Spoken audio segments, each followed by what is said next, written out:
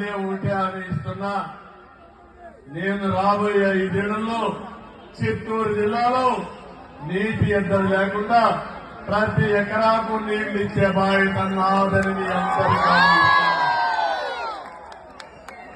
రాయలసీమ ద్రోహి జగన్మోహన్ రెడ్డి ఈరోజు నంద్యాలలో చెప్పా, నేను కూడా రాయలసీమ బిడ్డని, ఈ గడ్డ మీదనే పుట్టా.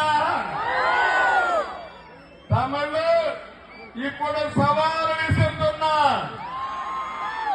రాయలసీమకు ఎవరు మంచి చేశారో, ఎవరు తక్కువ చేశారో చర్చించడానికి సిద్ధమానవుతున్నా. ఇప్పుడే కాదు, ఎన్నికలు అయిన తర్వాత అడుగుతా. మళ్ళీ జన్మ ఉంటే మళ్ళా ఎప్పుడన్నా